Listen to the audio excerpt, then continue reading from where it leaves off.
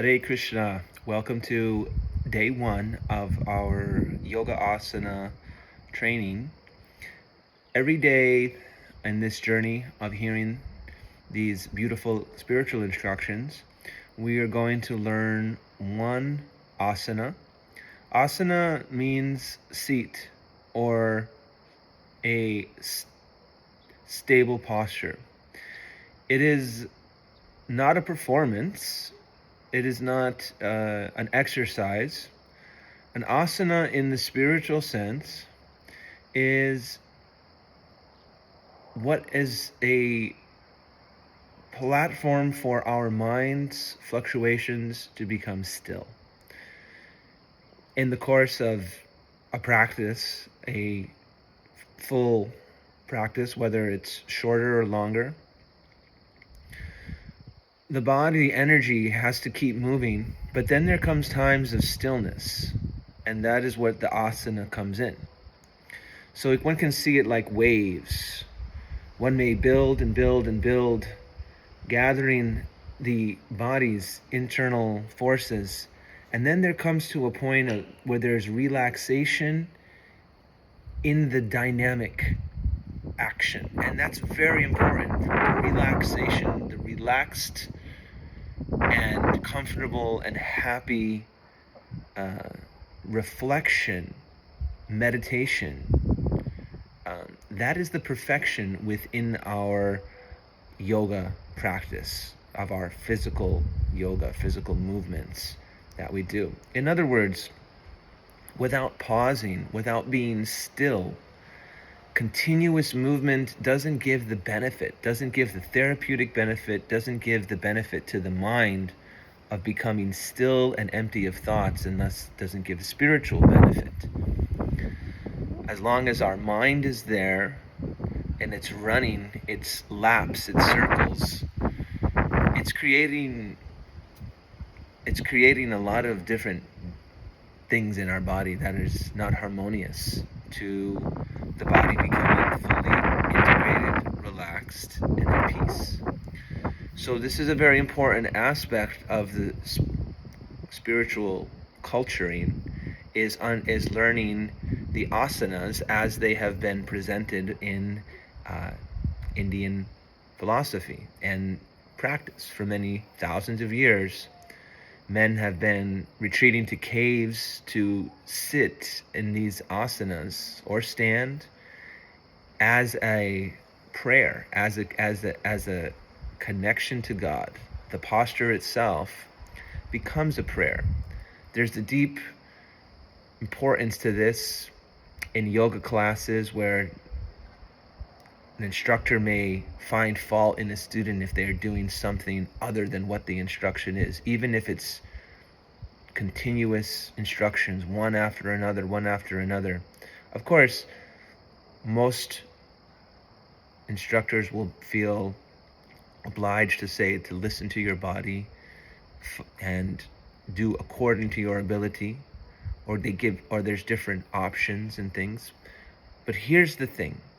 The body has its own internal intelligence, and the asana, when it happens, when one is able to drop down into stillness within the practice of movement, naturally, organically, and having steadiness, that is the formula that the sage Patanjali has explained of what makes an asana.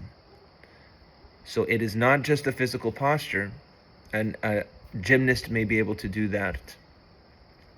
It is being still, stiram, which is the stillness of primarily the breathing that has become balanced through the mechanism of opening the body channels through various movements. Now that beautiful stillness called stiram produces this happiness, this sukham. That is the meditativeness. That is the reflection of perfection within oneself. That is the opportunity to reflect on the beautiful, holy, transcendental names of God inside of oneself. That is called remembrance. It is a very deep practice of spirituality, to remember God through in this happiness that comes in the steadiness, happiness. That is what this asana means. Stiram Sukham Asana.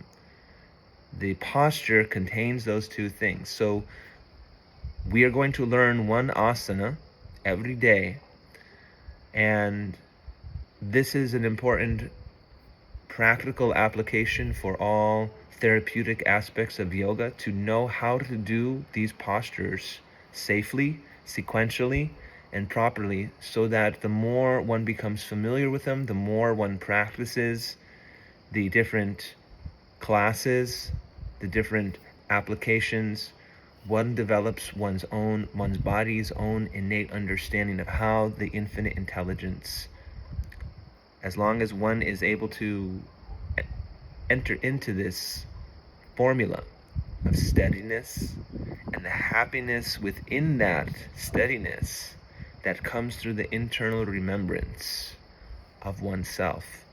That is the asana. It is like an expression of our spirit. And that is why it can be held any amount of time. Someone may become in a trance inside of awareness of their self, and that can go anywhere from 30 seconds to 30 minutes. But for the true practitioners of yoga, generally an asana, a posture, is held for as long as one feels comfortable. There's no set amount of time. It can extend infinitely. But what is critical is that there is those elements, the stability and the comfort. So let us get into the first asana, Sukha Asana, happiness posture. It is simply sitting comfortably, cross-legged, as you see here. One leg crossed on top of the other. Now, for many people, it's not easy to sit comfortably in this posture. If one were expected to sit on the floor in this posture for a length of time, the back could start feeling sore very quickly. The hips could start feeling sore because they both are flush on the ground. It takes time. It takes movement, and all of the different yoga practices that move the whole body synergistically enable one to develop into this. But one has to practice also the asanas so that they can understand how they are making progress. Without developing a consistent practice of experiencing each of the asanas as it has been explained sequentially, not according to a warped view of a physical exercise. No, an asana is a geometric alignment with the sacred geometry of our body. So each asana has a certain pristine way in which that asana is realized, and that enables the energies within the energy centers to become activated by those postures, and thus more and more the flower of life, the energy of life pours out from one's physical body in one's practice. So it is important to understand how to do the asanas properly. So this is the first asana to learn, Sukha Asana. It is sitting with the back straight, the hands on the knees, and one foot is on top of the other, and one is keeping the arms straight and using the arms as a way to just gently sit back. The idea is to be able to sit in this posture with the spine straight. Again, 1 minute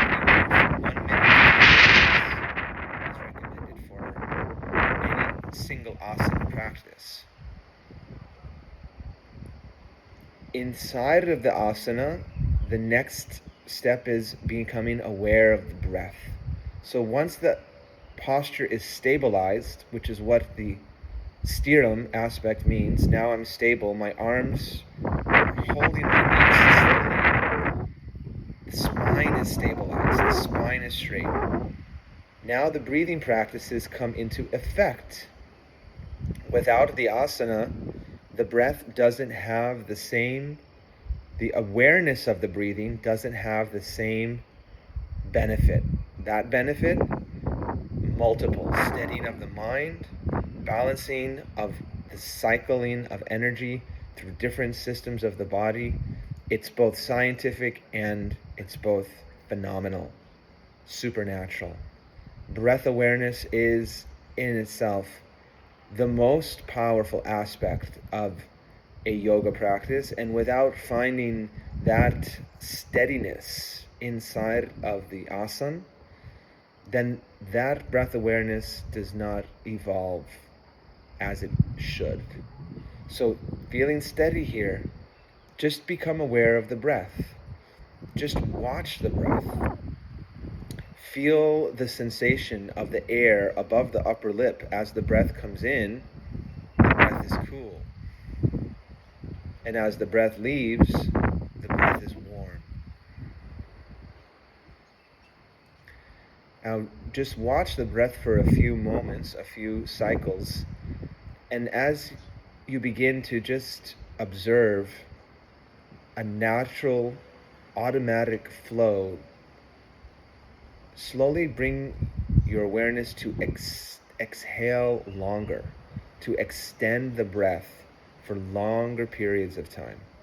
So the breath comes in, and on the exhale, just slow it down so that the length of the exhalation is twice as long as the inhalation.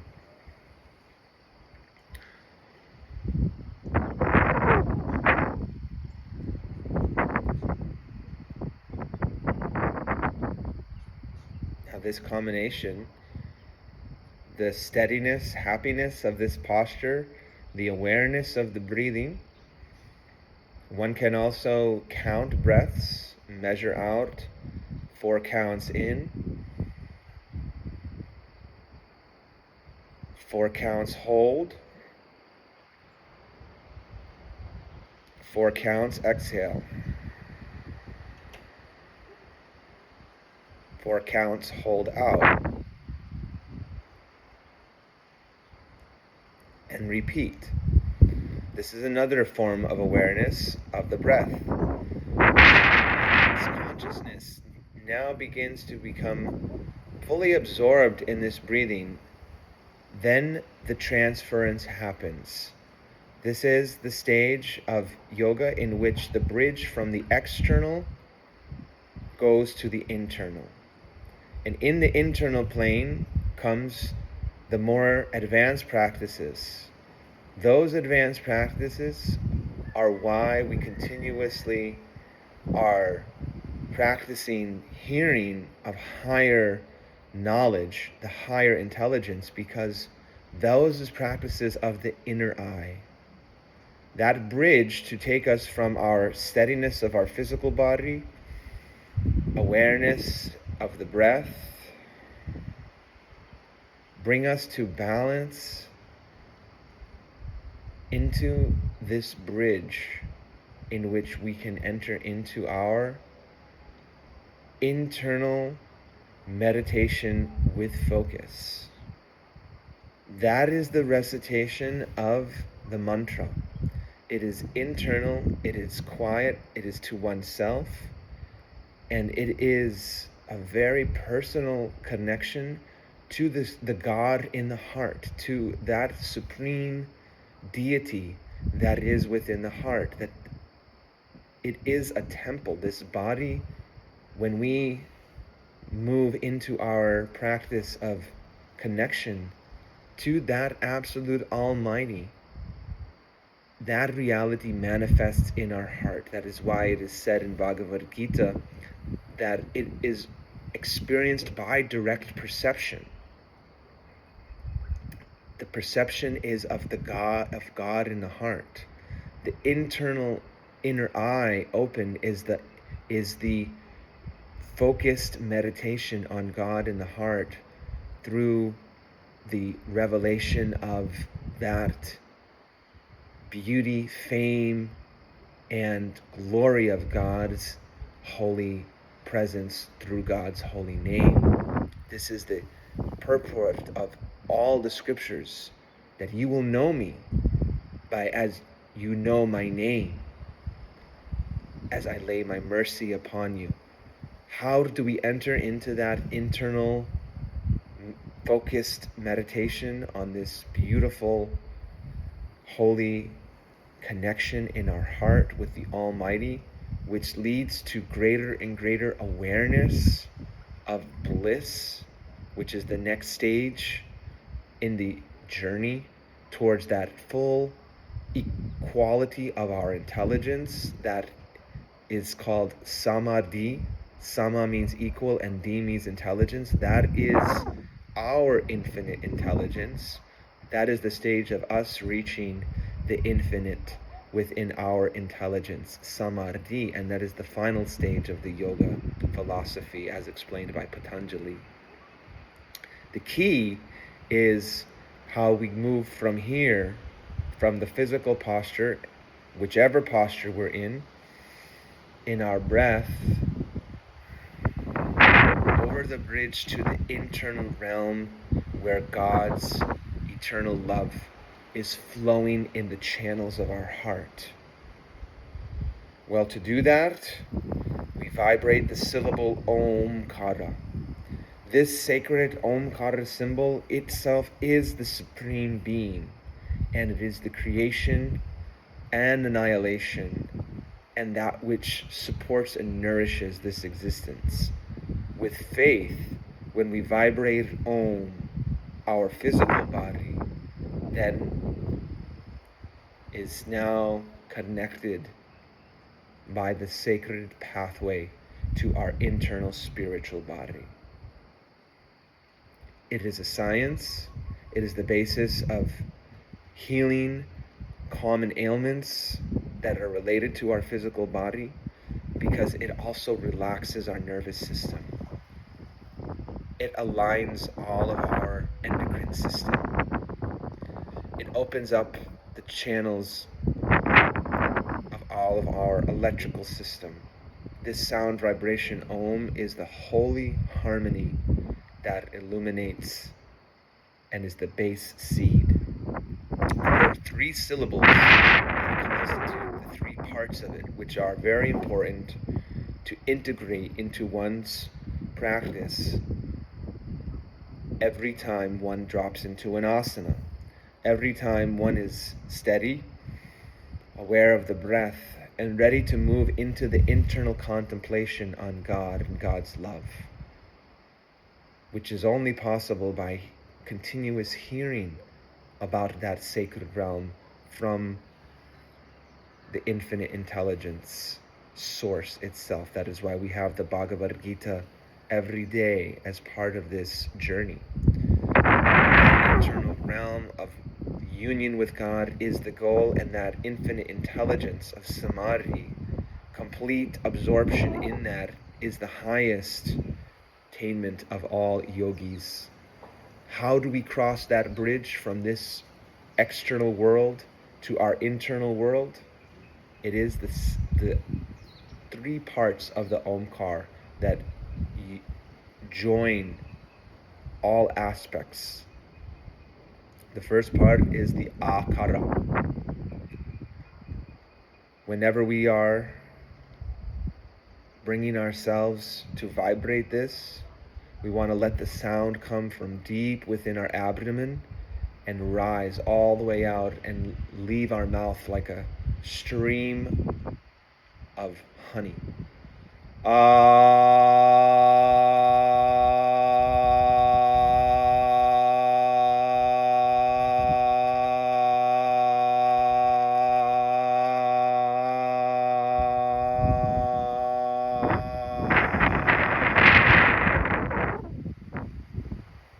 Feel the resonance of the vibration all throughout the lower part of one's body, coming all the way up, feeling it inside of the middle part of one's body. It opens up all of the upper part of the body and relaxes one completely. The second aspect of the Om, the sacred Om mantra, Omkara, the bridge to our internal awareness, is the U. The U-kara is made by puckering the lips together and making the sound from the abdomen navel region.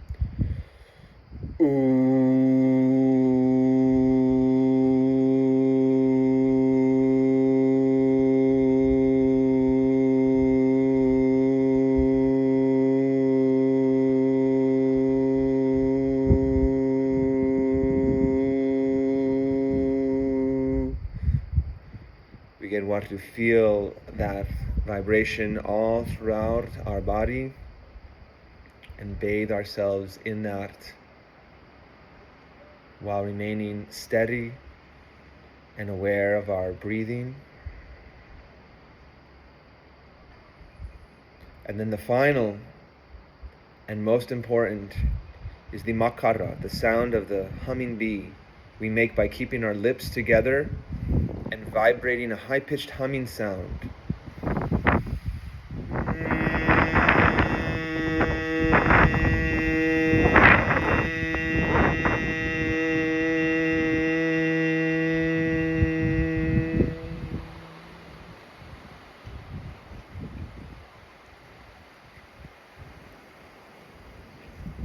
The resonation of that is felt all inside of the brain. The stimulation produces euphoria. Whoever does these 3 syllables, diseases of the mind cannot touch them, for it relaxes all the different parts of the central nervous system to let the mind go. Then, the combination of these 3 is done as the holy syllable Omkara, the embodiment of the absolute truth, the embodiment of the supreme.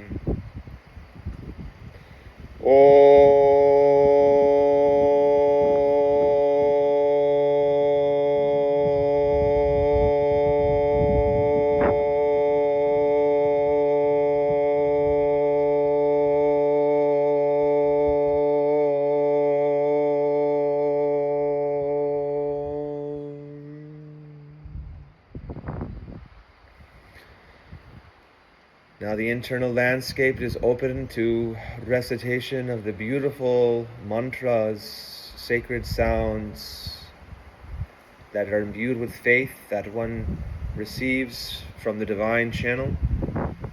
May it grow more and more in that beautiful internal meditation. We come to the platform in which we truly can see this God in our heart, in the hearts of others, and others' people's bodies, as temples, encouraging us to always spend time every day to connect with our temple within, the most important temple for all of us. First and foremost, this sacred symbol represents the temple of the body, sacred and property. This is the internal and the external, finding harmony, and this symbol is our greatest protection against all intrusion, illusion, all that is not alignment with our holy journey to continuously reflect on the perfection that is innate within us, the infinite intelligence. This is our greatest capital, the capital I. We must make it real. And when our bodies align with this truth, the expression cannot be kept hidden. It may be hidden, but it will be in plain sight. The I is the eye of God's love, burning bright within and reflecting in this world without. Thus, let this infinite eye, this infinite intelligence, be our eye, be our self. Let us let go of the small self, the self that selfishly is disconnected from the wealth of our inheritance, the wealth of the transcendental love that is available to us.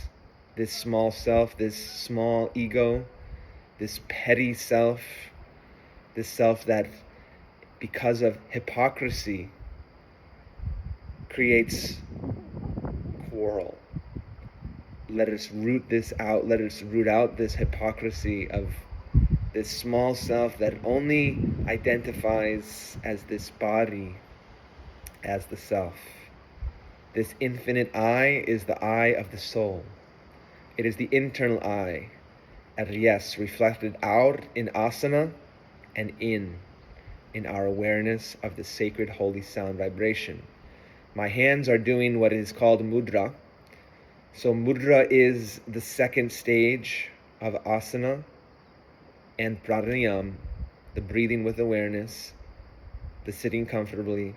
The mudra is the channelization of this pranic energy that has been released through these internal channels of awareness in this sacred forms that manifest through our hands. And in this holy trinity, the seat, the asana, the breath, the mudra, we are able then to lock our bodies, to lock our channels, and in holding ourselves tight, tightening, then we can relax. The most important aspect of the warrior, the spiritual warrior, Arjuna's message to all who want to be the warriors on this battlefield, the warriors of the rainbow light, the divine light, is to be able to truly bring all of one's senses in, tuck the chin down, pull up the abdomen, clench the buttocks, pull up on the perineum, the base muscles of the pelvis, and lock in the energy that has been stored in the spine and is now open by dint of these sacred asanas, the pranayama, the breathing with awareness, the mudra, the hand postures, channeling the psychic energy of our internal connection to the source within us and locking it in. Lock the chin down, lock the abdomen up, lock the perineum up and hold. This is called bandha, and this is the secret to health.